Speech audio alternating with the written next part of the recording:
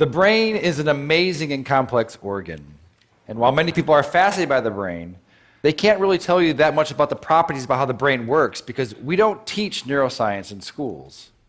And one of the reasons why is that the equipment is so complex and so expensive that it's really only done at major universities and large institutions. And so in order to be able to access the brain, you really need to dedicate your life and spend 6.5 years as a graduate student just to become a neuroscientist to get access to these tools. And that's a shame because 1 out of 5 of us, that's 20% of the entire world, will have a neurological disorder. And there are 0 cures for these diseases.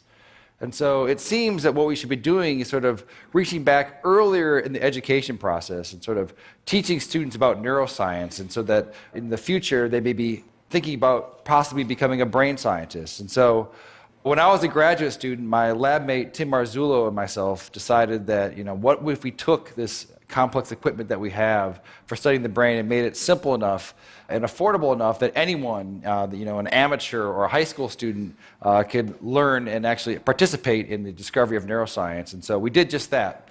A few years ago, we started a company called Backyard Brains, and we make DIY neuroscience equipment. And I brought some here tonight, and I want to do some demonstrations. You guys want to see some? All right.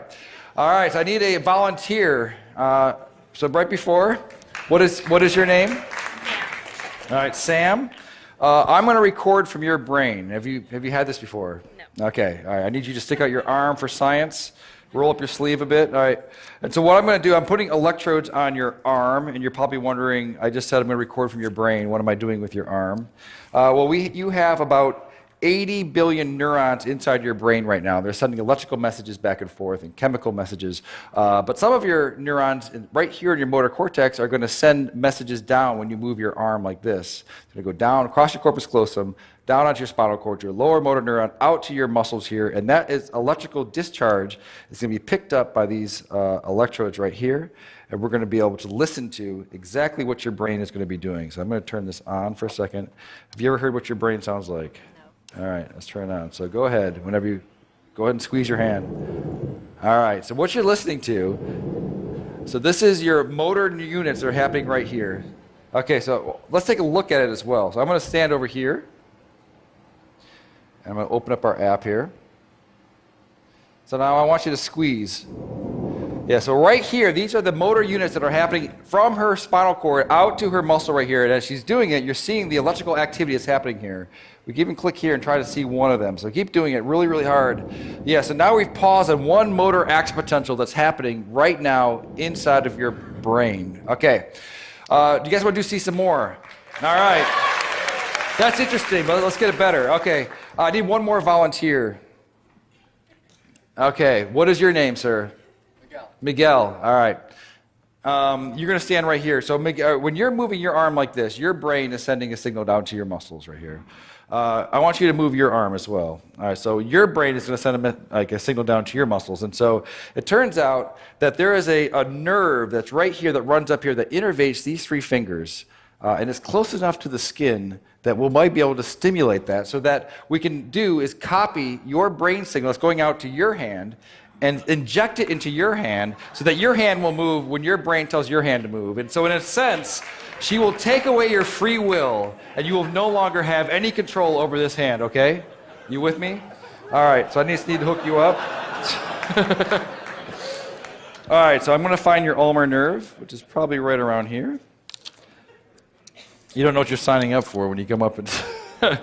So now I'm going to move away, and I'm going to plug it into our human-to-human interface over here. Okay, so Sam wants you to squeeze your hand again. All right, do it again.